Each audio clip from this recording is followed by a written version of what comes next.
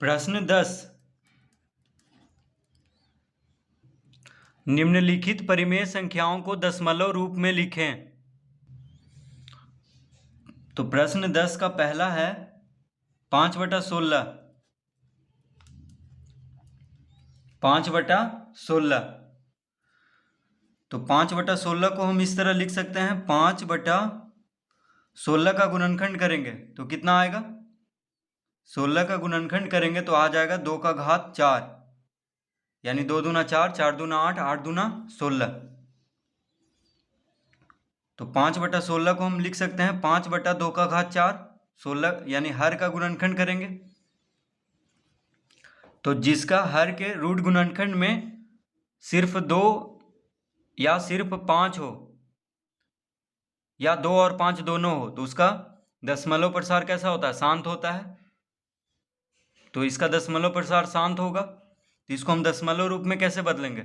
एक तो उपाय है कि 16 से 5 को भाग दे दें, नहीं तो दूसरा उपाय है कि हम इसको यानी हर को 10 के घात के रूप में लिख लें। जैसे इसको हम लिख सकते हैं 5 गुना 5 का घात 4 बटा 2 का घात 4 गुना 5 का घात 4। तो यहाँ पे 2 का घात कितना है? 4 है। तो जितना 2 का घात है उतना ही घात 5 से भी गुना कर देंगे, अंश और हर दोनों में। तो 2 का घात 4 है हर में, तो 5 का घात 4 से अंश और हर दोनों में गुना कर देंगे। क्यों गुना करेंगे? क्योंकि हर को हमें 10 के घात में बदलना है। तो कोई फर्क नहीं पड़ रहा है, अंश में भी उतना ही 5 का घात 4 से गुना कर रहे हैं और हर में भी 5 का घात 4 से गुना कर रहे हैं, तो कोई फर्क नहीं पड़ रहा है। जैसे 5 का घात 4 को 5 का घात 4 से काट देंगे तो फिर से ही आ जाएगा। तो इसको हम किस तरह लिख सकते हैं अब? तो इसको हम इस तरह अब लिख लेंगे, बराबर, तो हो जाएगा 5 का घात 5 बटा, इसको हम लिख सकते हैं 2 गुना 5 और पूरा पे घात 4 दे देंगे इस तरह से। यहाँ पे 5 गुना 5 का घात 4 है, तो 5 का घात 4 है और ये है सिर्फ 5, तो दोनों मिलकर के क्या हो जाएगा? 4 1 5, यानी घात को जोड़ देते हैं गुना में, तो 5 का घात 5 हो गया। अब दोनों पे यहाँ पे घात 4 है, तो इस तरह लिख लेंगे, दोनों को गुना करके कोष्टक में करके और घात 4 दे देंगे, यानी कितना हो जाएगा? तो 5 का घात 5 कितना होगा? तो 5 को 5 बार गुना करेंगे तो आ जाएगा 3125। 3125। और देखिए 5 दूना 10, तो 10 का घात 4 हो जाएगा। यहाँ पे 5 गुना 2 कितना होगा? 10 का घात 4, जो कि हो जाएगा 3125 बटा 10 का घात 4, यानी 1 पे 4 शून्य। तो इसका उत्तर कितना आ जाएगा? तो 1 पे 4 शून्य है, कितना शून्य है? 1 पे 4 शून्य है, तो दशमलव के बाद 4 अंक होना चाहिए, यानी यहाँ पे कितना अंक है? 1 2 3 4, तो यहाँ पे दशमलव देंगे और दशमलव के पहले शून्य दिया जाता है, तो इसका उत्तर कितना हो गया? 0.3125। तो 5/16 को दशमलव रूप में लिखेंगे तो क्या आ जाएगा? 0.3125। ऐसे 16 से 5 को भाग देंगे तो भी इतना ही आएगा। कितना आएगा? 0.3125। तो भाग दे करके भी आप निकाल सकते हैं, नहीं तो हर को 10 के घात में बदल के हम आसानी से भाग दे सकते हैं। देखिए, तो हर को हम 10 के घात में बदल दिए हैं, 10 का घात 4 में, यानी 1 पे 4 शून्य है, तो और अंश कितना आया? 3125, यानी 0.3125 इसका उत्तर होगा। तो इस तरह हम हर को 10 के घात में बदल करके आसानी से दशमलव में लेके आ जाएंगे।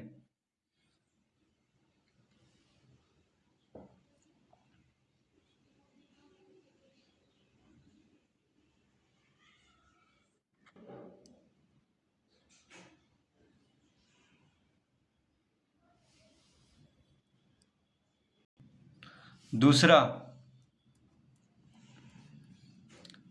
है 10/3। तो यहाँ पे हर में क्या है, 3 है। 3 क्या है, अभाज्य संख्या है। तो अगर किसी भी परिमेय संख्या में हर में अगर हर का गुणनखंड में 2 और 5 के अलावा कोई और संख्या रहे तो क्या होगा, उसका अशांत होगा।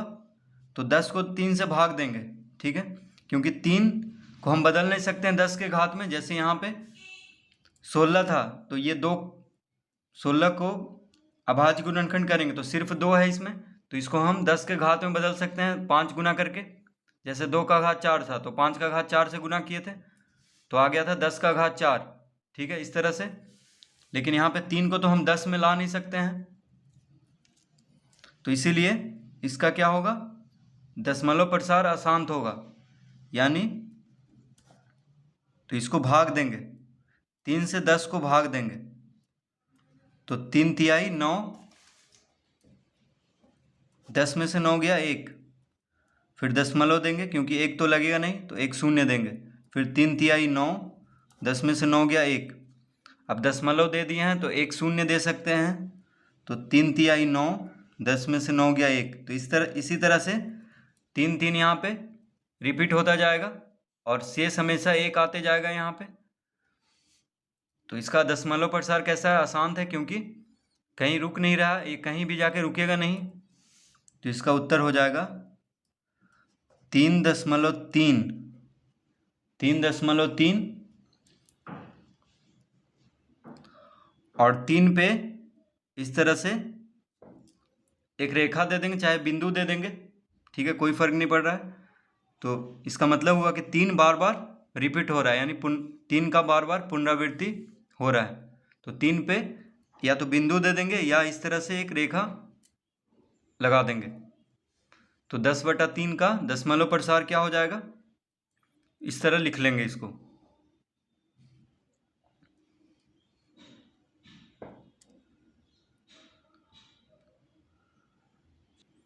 तीसरा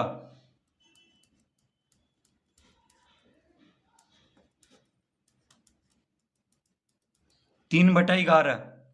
तो इसमें हर क्या है, 11 है। 11 क्या है, भाज्य संख्या है। तो 11 का गुणनखंड करेंगे तो 11 ही आएगा। यानी इसका दशमलव प्रसार कैसा होगा, अशांत होगा, क्योंकि हर का गुणनखंड में अगर 2 और 5 के अलावा कोई और संख्या आ जाए तो उसका दशमलव प्रसार क्या होगा, अशांत होगा। तो इसको हम भाग दे करके देखते हैं। तो 11 से 3 को भाग देंगे, 3 तो लगेगा नहीं तो दशमलव देंगे, और दशमलव को पहले शून्य दिया जाता है। तो दशमलव दिया है तो 1 शून्य देंगे, तो 11 दूना 22, 11 दूना 22, 10 में से 2 गया 8, 2 में से 2 गया 0। अब 8 नहीं लगेगा तो एक दशमलव तो यहाँ पे दे चुके हैं तो 1 शून्य दे सकते हैं। तो 11 सते 77, 11 सते 77, 10 में से 7 गया 3। अब दशमलव दे चुके हैं तो 1 शून्य दे सकते हैं, फिर 11 दूनी 22, 10 में से 2 गया 8, फिर शून्य देंगे, फिर 11 सते 77, 10 में से 7 गया 3। इसी तरह से आता जाएगा। शेषफल कभी 3 आएगा, ठीक है, कभी 8 आएगा। शेषफल कभी 3 आएगा, कभी 8 आएगा, इस तरह से आते जाएगा हमेशा, कभी खत्म नहीं होगा, मतलब ये रिपीट होता जाएगा। और भागफल में 2 7 2 7 बार बार रिपीट होता जाएगा, यानी 2 7 का बार बार पुनरावृत्ति होगा यहाँ पे। तो इसका उत्तर हम लिख देंगे 0.27 और 2 7 पे इस तरह से एक रेखा लगा देंगे, क्योंकि 2 7 का बार बार पुनरावृत्ति हो रहा है। तो 3/11 का उत्तर हो जाएगा इस तरह से।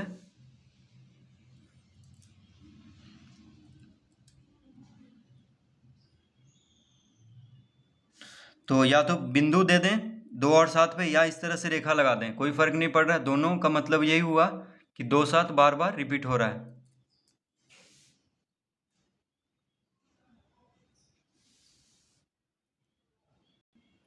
प्रश्न 4,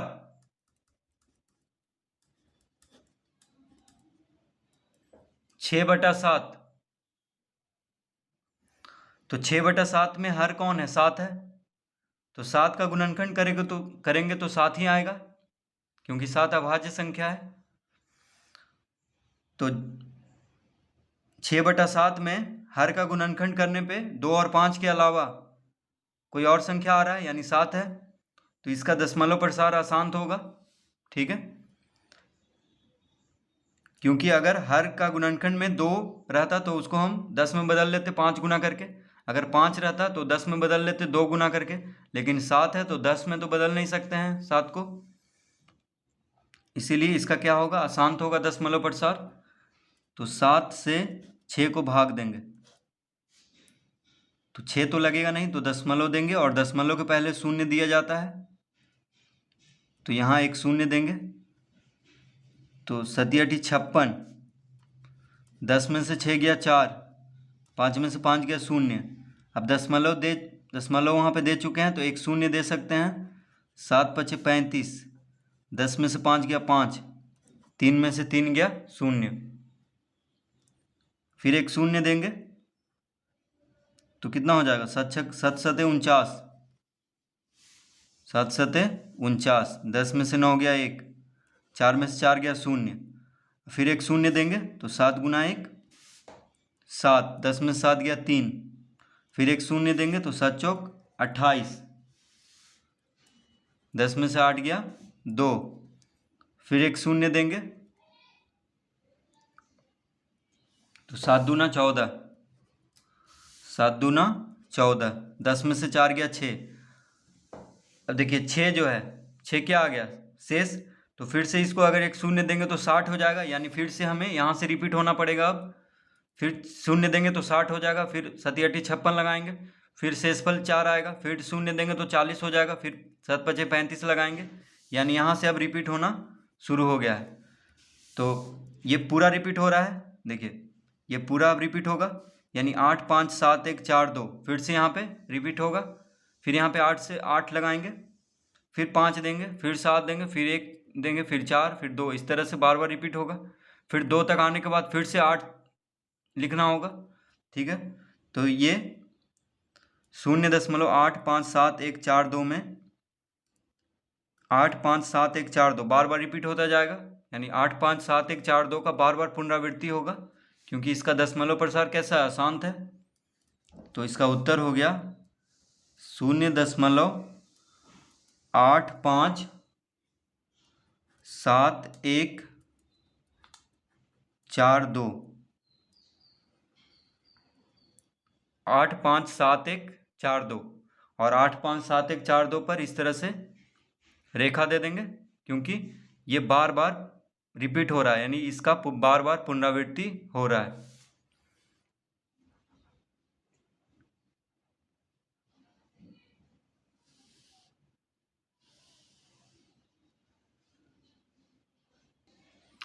प्रश्न 5।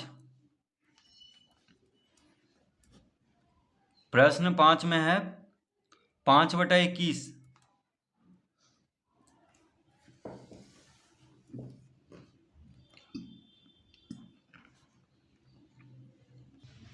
तो 5/21 में हर कौन है? 21 है। तो 21 का अगर हम गुणनखंड करेंगे तो 3 × 7 = 21, 3 और 7 आएगा, जो कि अभाज्य संख्या है। तो अगर इसका गुणनखंड में 2 और 5 आ जाता तब तो इसका शांत होता दशमलव प्रसार, लेकिन यहाँ पे इसके गुणनखंड में 3 और 7 आ रहा है, 3 × 7, तो अशांत होगा। तो क्या करेंगे? सीधे भाग दे देंगे, 21 से 5 को भाग देंगे। ठीक है, तो 5 तो लगेगा नहीं, तो दशमलव देंगे, और दशमलव के पहले शून्य दिया जाता है, तो दशमलव दिए हैं तो एक शून्य देंगे यहाँ पे, यानी 50 हो जाएगा। तो 21 दूना 42। 10 में से 2 गया 8, फिर दशमलव दे दिए हैं, अब एक शून्य देते जाएंगे तो 80 हो गया। तो कितना बार में लगेगा? 21 चौक कितना होता है? 84, यानी 3 बार में लगेगा। 3 × 1 = 3, 3 दूना 6, 10 में से 3 गया 7, ये हो गया 7, 7 में से 6 गया 1, अब 17 आ गया, 17 भी नहीं लगेगा 21 से, तो यहाँ एक शून्य देंगे क्योंकि दशमलव दे चुके हैं यहाँ पे एक बार। 170 हो गया। अब कितना बार में लगाएंगे? तो अगर 9 बार में लगाएं तो कितना आ जाएगा? 9 गुना 1 9, 9 दूना 18, ये तो ज़्यादा हो गया। 8 बार में लगाएंगे। 8 गुना 1 8, 8 दूना 16, यानी 8 बार में लगाएंगे। 8 गुना 1 8, 8 दूना 16, यानी 168 आ जाएगा। 21 8, तो 10 में से 8 गया 2। अब यहाँ पे शून्य देंगे, ठीक है, एक शून्य हम दे सकते हैं क्योंकि दशमलव दिया हुआ है। तो 20 हो गया। 20 तो 21 से लगेगा नहीं, तो एक और शून्य देंगे। तो एक और शून्य देने का मतलब है कि यहाँ पे एक शून्य देना होगा।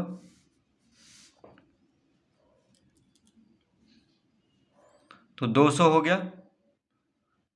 अब हम 9 बार में लगाएंगे।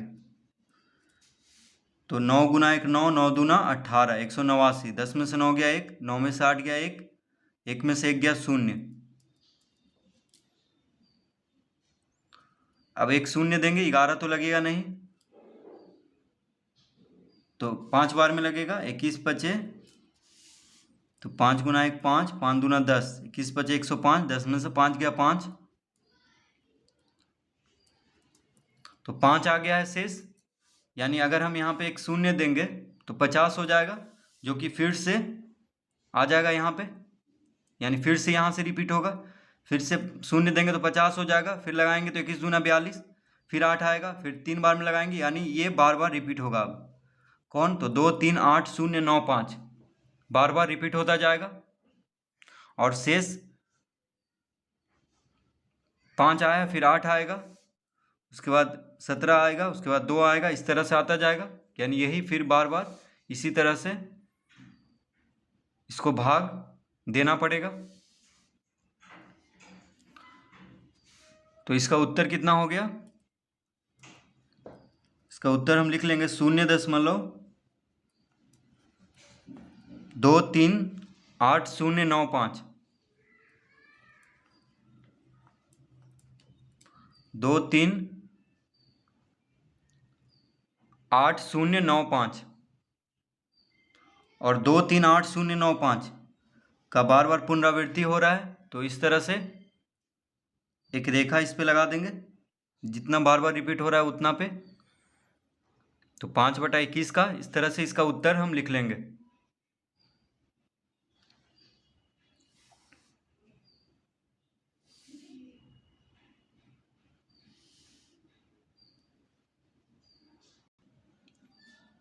प्रश्न 6,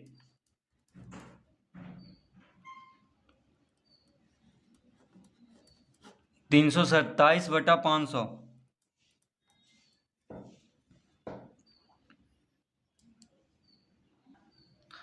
तो 327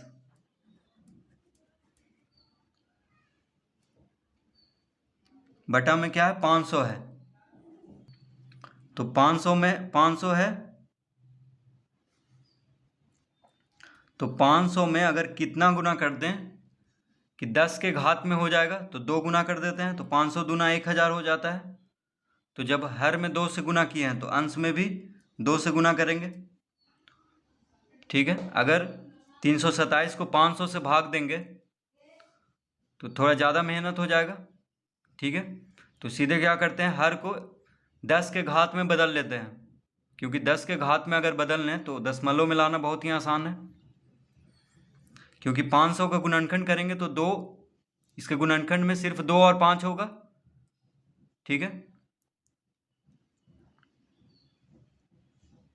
तो सिर्फ 2 और 5 होगा, यानी इसका दशमलव प्रसार कैसा होगा? शांत होगा, क्योंकि 500 का गुणनखंड में सिर्फ 2 और 5 आएगा, उसके अलावा कोई और संख्या नहीं होगा। इसीलिए देखिए, इसको हम बदल सकते हैं 10 के घात में, हर को 500 में 2 से गुना कर देंगे तो 1000 आ जाएगा। तो जब हर में 2 से गुना किए हैं तो अंश में भी 2 से गुना करना होगा, यानी कितना आ जाएगा? 327 दूना कितना होगा? 7 दूना 14, हाथ में रहा 1, 2 दूना 4 1 5, 3 दूना 6 बटा 500 दूना 1000, तो 654/1000 आ गया। अब इसको हम दशमलव में लिख सकते हैं आसानी से। 1 पे 3 शून्य है, 1 पे 3 शून्य है, यानी दशमलव के बाद 3 अंक होना चाहिए। तो 654 को यहाँ पे लिख देंगे। 654 में 3 अंक है, यानी यहाँ पे दशमलव देंगे, क्योंकि दशमलव के बाद 3 अंक होना चाहिए, क्योंकि 1 पे 3 शून्य है। तो जितना शून्य रहेगा 1 पे उतना ही अंक होना चाहिए दशमलव के बाद, और दशमलव के पहले शून्य लगाया जाता है, यानी इसका उत्तर क्या आ गया? 0.654। ठीक है, इस तरह से भी आप दशमलव में इसको बदल सकते हैं, या 327 को 500 से भाग देने पे भी इतना ही आएगा। ठीक है, नहीं तो हर को 10 के घात में बदल करके इस तरह से दशमलव में बदल देंगे, यानी जिसका हर का गुणनखंड सिर्फ 2 और 5 हो उसको हम आसानी से 10 के घात में बदल सकते हैं। जैसे यहाँ पे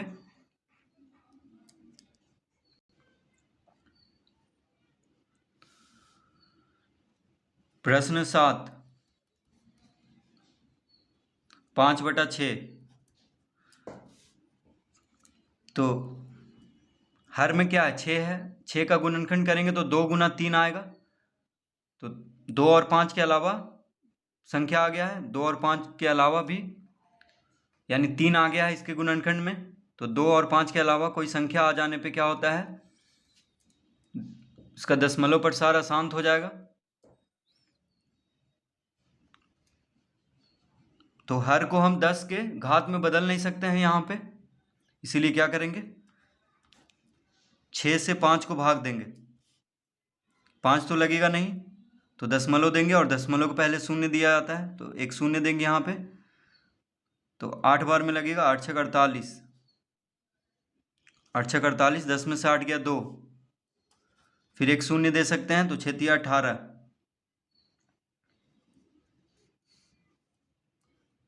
10 में से 8 गया 2, फिर एक शून्य देंगे, 6 तिया 18, 10 में से 8 गया 2, फिर एक शून्य देंगे, 6 तिया 18, 10 में से 8 गया 2। इस तरह से 2 2 शेष आता जाएगा, कभी खत्म नहीं हुआ इस तरह से।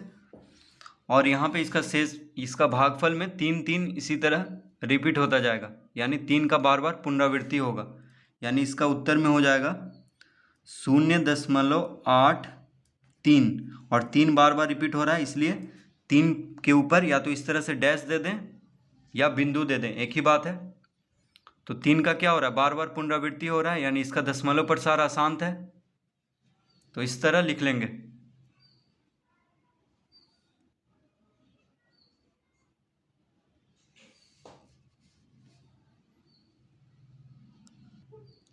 प्रश्न 8,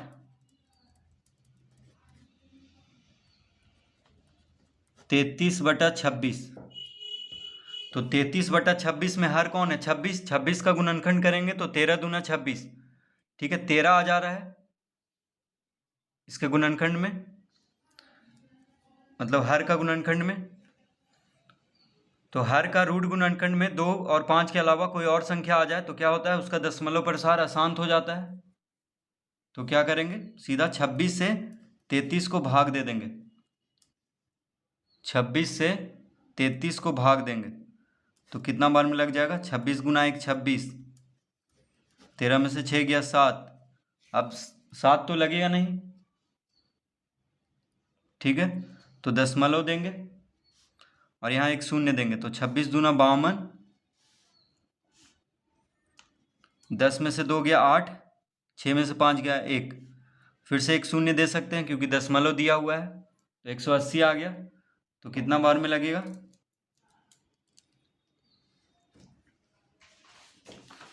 तो 26 सत्ते कितना होता है?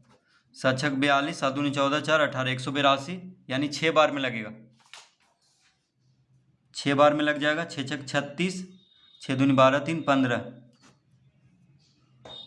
6 छक 36, हाथ में रहा 3, 6 दूनी 12, 3 15, 10 में से 6 गया 4, 7 में से 5 गया 2, 24 आ गया, फिर एक शून्य देंगे तो 240 हो जाएगा। अब कितना बार में लगेगा? तो अब 9 बार में लगेगा, 9 लिखेंगे यहाँ पे, 9 छक 54, हाथ में रहा 5, 9 दूनी 18, 5 23। अब इसको घटाएंगे तो कितना आ जाएगा? 10 में से 4 गया 6, 3 में से 3 गया 0, 2 में से 2 गया 0, फिर एक शून्य देंगे तो 2 बार में लगेगा इस बार। 26 दूना 52, 10 में से 2 गया 8, फिर एक शून्य देंगे तो कितना हो गया 80। तो अब 3 बार में लगेगा, तो 26 दिया, 6 दिया 18, 3 दूनी 6 1 7, 10 में से 8 गया 2, 2 आ गया, फिर एक शून्य देंगे तो 20 तो लगेगा नहीं, तो नहीं लगेगा तो यहाँ एक शून्य देंगे और यहाँ एक शून्य देंगे तो 200 हो गया। अब कितना बार में लगेगा,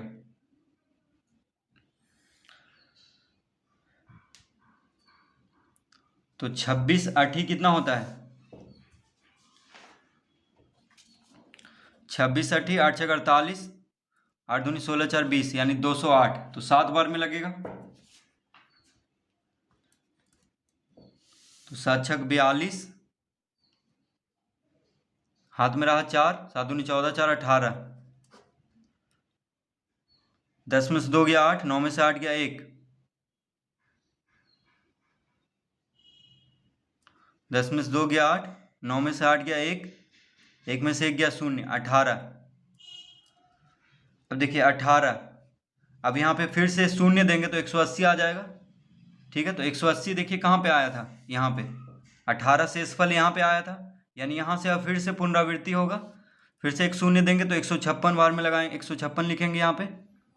ठीक है, यानी फिर से 6 बार में लगाएंगे, फिर 24 आएगा शेषफल, फिर शून्य देंगे तो 9 बार में फिर लगाएंगे। इस तरह से फिर रिपीट होगा ये बार बार, क्योंकि शेषफल फिर से 18 आ गया। एक बार तो शेषफल 18 आया था और फिर से आ गया 18, तो फिर से यहाँ से पुनरावृत्ति होगा इसी तरह से, यानी यहाँ से ये रिपीट होगा।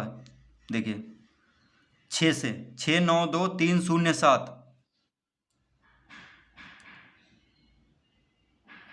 तो 6 9 2 3 0 7 फिर से रिपीट होगा, यानी 6 9 2 3 0 7 का बार बार पुनरावृत्ति होगा। तो शेषफल हमेशा आते जाएगा। ठीक है, जैसे यहाँ पे 18 आया था, फिर 100 फिर लगाएंगे तो फिर 24 आ जाएगा शेषफल, फिर 6 आ जाएगा, फिर 8 आ जाएगा, फिर 2 आएगा। ठीक है, फिर 18 आ जाएगा।